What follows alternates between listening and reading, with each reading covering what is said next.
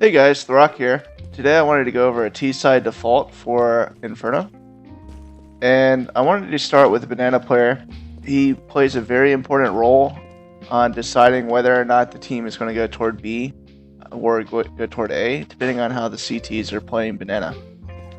One of the toughest parts about Inferno and the most frustrating parts about Inferno is the fact that B site can be smoked off by the CTs so easily. So the main responsibility of this banana player is to bait out as many smokes as possible early in the round and making the CTs use all their utility before enough time has elapsed that you have no option but to run through their mollies and their smokes. You don't want to do that. So very beginning of the round, you want to try and make it into this arch area or into this cubby area and try and bait out their smokes. Most of the time they're just going to smoke right here initially, and that's fine. It's going to last for 15 seconds, and as that smoke dissipates, you're going to be wanting to watch this car area on the left side. You should win this engagement nearly every single time. You have the advantage here, and if you're not a strong rifle player, then you probably want to play a different position, because sometimes they're going to double peek you and you're going to have to take on two players at once. If you're not comfortable with that, like I said, you need to be finding a different position so you can help your team in some other way. So I would say that one of your strongest rifle players needs to play this position. Now, you can ask for a flash from one of your teammates in mid so that you can peek this, and you want to start putting pressure after that smoke dissipates so that these CT players are going to fall back in his sight and smoke this area off. You want to do this as quickly as possible, so like after maybe 45 seconds into the round, you want the CTs to have used 2 of their smokes. You don't want it to get down to where you have 30 seconds left in the round and you decide to push B and another smoke comes in. Because then you have no option but to execute on B site, and you're going to have to be pushing through that smoke, and you're probably going to lose the round. So keep that B pressure up. Just pre-fire your corners. Try and make as much noise as possible in this area so that they think there's more than one player here. You can use decoys if you want to. But the A site player, if he knows how to throw that smoke from A site to banana, he's going to use that third smoke, and after that third smoke goes, 90% of the time they're not going to have another smoke to prevent the B rush. And you need to be communicating that with your team that they've used 3 smokes. We should set up for a B site execute because it's technically easier to take than A site as long as the smokes have been used. So that's the role of the banana player. You do not want to get picked early, so just try and stay in as much cover as possible, utilizing the angles that are given behind these pillars to slowly move up and not expose yourself to potentially 2 enemies at once. You also need to be looking for habits from the CTs. So if they're nading down banana every single round, you probably want to adjust your timings so that you're not getting taken out at 50 HP every time. If you find that you can make it into this cubby without getting naded, do that. If you can find that you can make it into this archway and not get naded, great. But if that's not the case, then you probably want to hold back and let those nades go off before you move up. Now for our mid player, his responsibility, which will probably be the opper 90% of the time, he'll be holding not necessarily this mid area, but just making sure that they don't get into alt. One of the keys to this is communication with your team. A lot of times the CTs will smoke off right here early in the round and try and push alt. You need to be almost yelling at your teammates, telling them that they've smoked you off in mid and they're probably going alt. You need to make sure that they know exactly what that means so they can be prepared for that rush. As soon as your alt players have established alt control, then you have the decision to make as a mid player to either give up mid and help your banana player, or push up mid up to bench. And this is generally when you're deciding to execute on A site. Now you're gonna have 3 players that move into alt. The first player, which is gonna be your bomb carrier, is gonna go into T-apps as quickly as he can. Come up here and watch this window and balcony to make sure that enemies don't push up and pick off your alt players that are moving up, that are knife running up.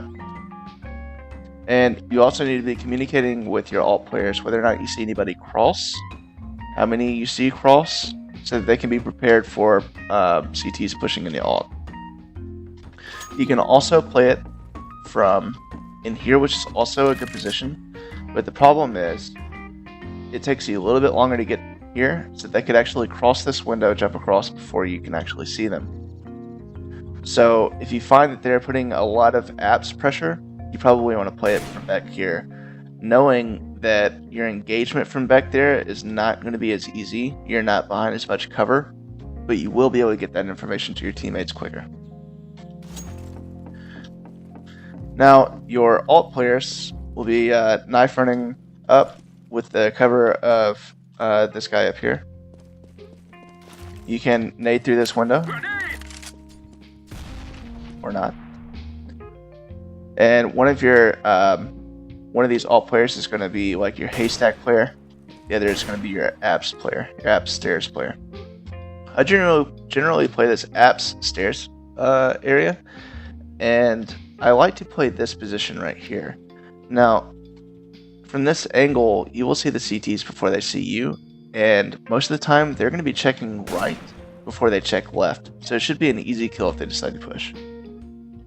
After enough time has elapsed and you're confident they're not pushing, you can start moving into apps with the support of your haystack player. And what he is going to do is he's going to buy a molly, he's going to prioritize a molly every single round. He's going to come up to this shadow and find this little smudge here. There's 2 dots. You want to position yourself on the top dot. Look up at balcony between these 2 posts and line up at the top of this rail. And just left click throw. Fear my fire. This is going to molly off darkroom and really help with your apps pressure. After you throw that molly, you can follow it up with a flashbang, and you'll be surprised how often that you will actually get molly kills by somebody being flashed and mollied in this dark room, and they can't find their way out before they die. Now, as that molly is being thrown, your stairs player needs to move across and watch for anybody that's exiting to get that easy pick. After you're confident that there's nobody in day room or dark room, you need to move up and watch this boiler area as your haystack player jumps into day room. He will clear the rest of boiler, and then you two will peek together on long hallway, and then you can just maintain one person in apps from then on, and the other guy can set up for an A-side execute out here. So that's the general default. So I'm going to move on into an easy A-side execution and a B-side execution.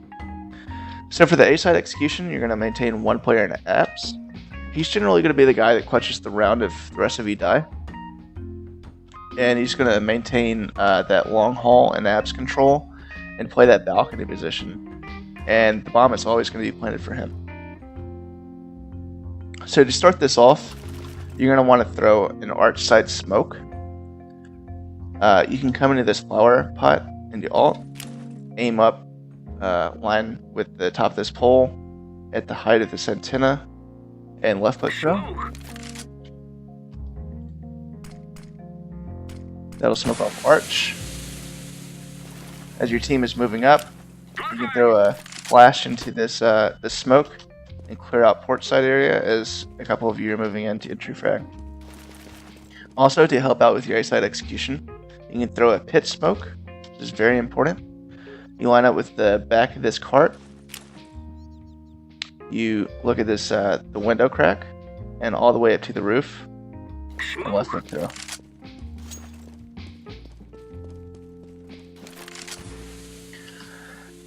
So now you don't have to worry about this angle as much. You'll still be exposed from this angle, but it's better than nothing. I like to do like 2 smoke executes on sites, just because unless you have an extremely coordinated team, adding more moving parts just means that it's going to fall apart. That's pretty much all you have to know for the A side execution, is just those 2 smokes, and you got to work on your coordination for moving together and who's watching what as you're moving up that truck side. For B site, there's a lot more smokes and mollies that you can do. Everybody pretty much knows this CT smoke, but what they don't know is that if you aim above this wire instead of on it, it actually pops much quicker, and will guarantee B site takes a little bit more often. Throw in smoke. So as you can see, when I throw that smoke, it pops very quickly, whereas if I throw it on the line,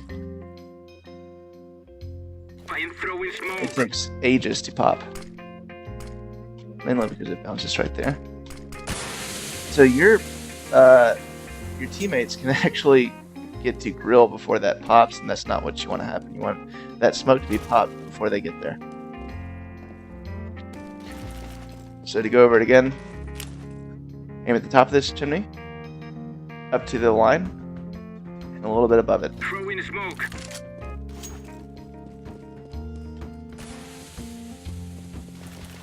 Now for spools, you're going to come into this corner.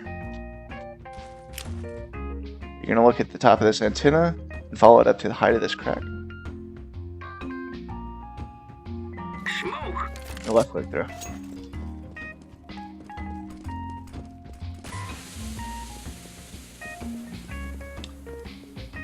Pretty well blocks off this construction area. They actually have to jump up here to be able to see over it, which gives you a really big advantage if they decide to do that, but they can't actually see over it if they're standing on the spools. And for the 2 mollies, which are the really big helpers in this execution, from back here you're going to have a support player that's going to come into this corner pillar and look at this white caulk line just about in the middle of the pillar. Look at this post and look 2 wood planks over to the top middle of it, and just left click through. Fire. So that's going to molly off the new box, which is the hardest position to deal with in a B-side execution, and that's going to force that player out, and they're generally going to push right, so your entry fragger needs to be pre-aiming that. You're going to have a second player that comes up to car, and just walk into the corner of this trunk, and then look at the tip of this antenna, and I actually aim just a little bit up Throwing fire. and jump through. That's going to molly off first and second arges.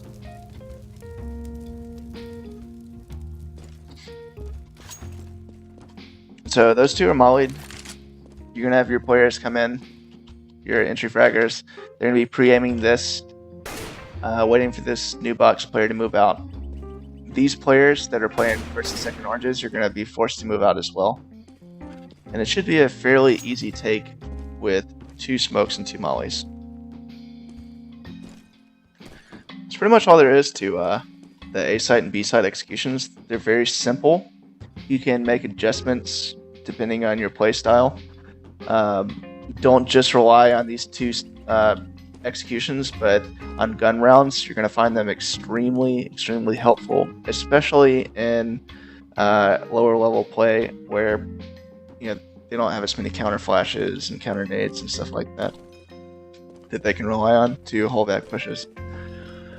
To recap, I'll go over each player again, their responsibilities. The banana player, baiting out as many smokes, mollies, flashes as they can on banana.